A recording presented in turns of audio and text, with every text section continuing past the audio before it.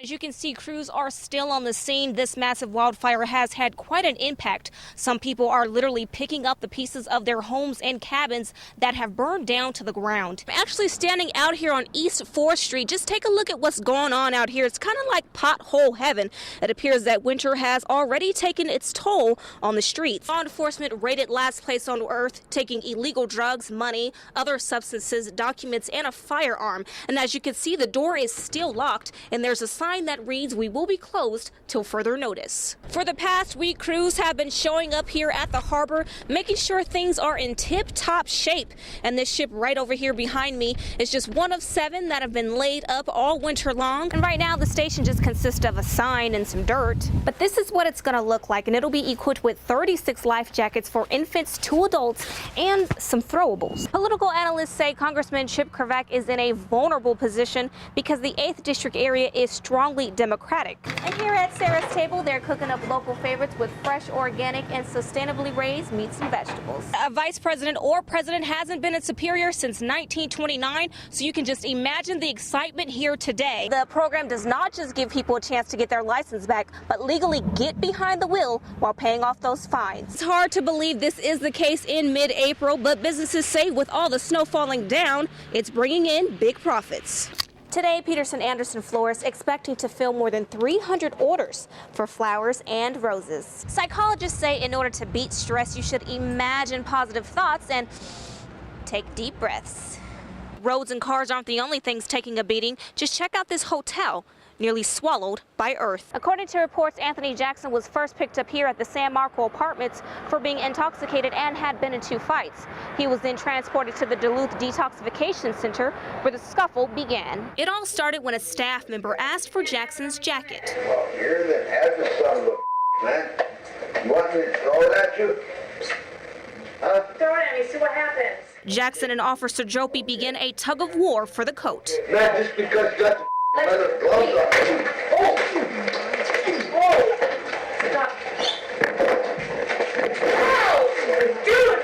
Shut up, back up. They'll arrest you too. Say, you know what, I can't walk. You get in 2 fights in one night, and then you assault the cops, you can walk. You little, oh, I'm so beat up, Agnes, about tired. Okay.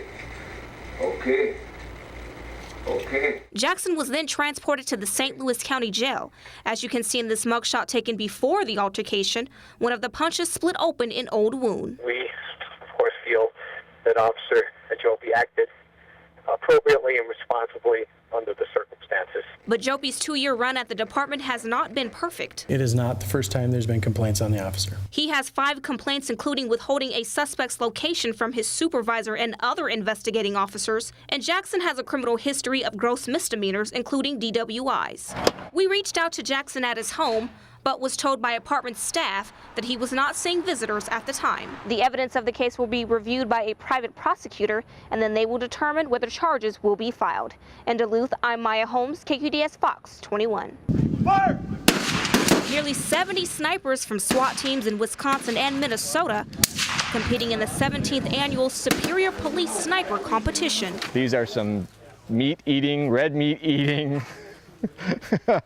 Type A alpha males at this place. All for a chance to take home the dueling sniper title. No one comes here going, I want to be last. So, I mean, you're striving for perfection. They compete in 5 events, testing their speed, aim, impact on their target, vision, and scope manipulation.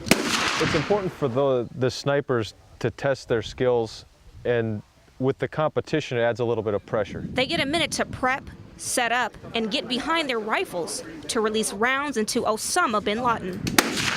When all shots have been fired, they enter their bullet-rattled scoreboards, taking 1 step closer to the title. One missed shot can make or break you. One shot can take you from number 1 to 0. Snipers say it's not just about shooting guns, but it's an art. It's like a samurai. He practices. It's practice, practice, practice. You hope you never have to take that shot. The competition also allows them to exchange information and techniques from other snipers. Hey, how'd you do this? Okay, you might want to try this. Okay, did you put 2 minutes on your scope? And make new friends.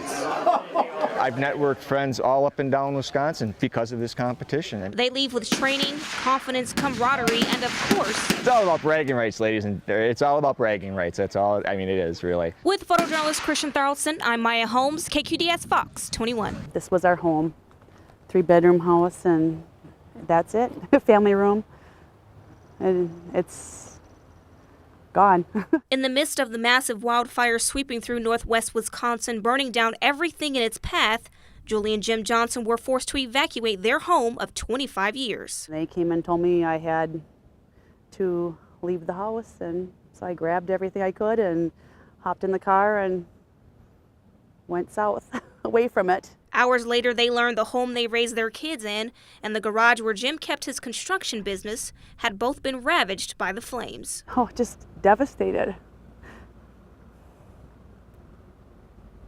Lost everything. I was able to save a couple baby picture albums and our wedding album, and so we have some pictures. A quarter-century's worth of mementos, keepsakes, and family heirlooms are now just unrecognizable burnt bits and pieces. I was hoping for something to salvage, but there's nothing here. Last night, more than 50 people in the same situation as Julie and Jim spent the night at the evacuation center inside Drummond High School. It was a long day for them. They were tired, but remarkably, spirits were somewhat high. Vern and Barb Wilcox were among those forced to take shelter at the school. Very scary, unnerving because of the forest here. Fortunately, they were able to return home. But some of the center's evacuees got the devastating news that they had no home to go back to. So today, people are just trying to figure out what comes next. People like the Johnsons. It's just things. We still have our memories. Along with their faith, family, and community to gain strength from. We'll just have to take it one step at a time. With photojournalist Harry Baker, I'm Maya Holmes, KQDS Fox 21.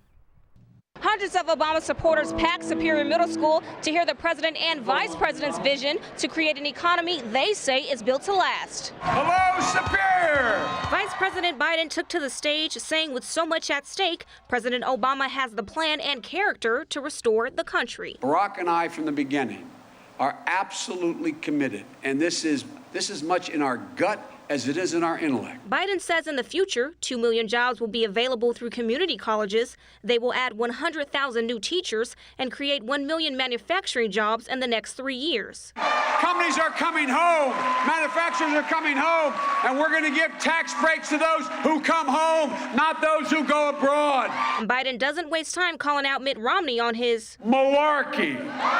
Absolute malarkey. And pointing out the difference between the two campaigns. It depends on the state. It depends on the poll. It depends on the time of day. It always just depends. You never know what they're going to stand for. He says the Republican Ryan plan turns Medicare into a voucher program. Anybody below 55 or younger is going to end up paying tens of thousands of dollars more. Biden says the Romney campaign just can't seem to pull themselves into the 21st century when it comes to women's rights. He was asked, do you think women should receive equal pay for equal work?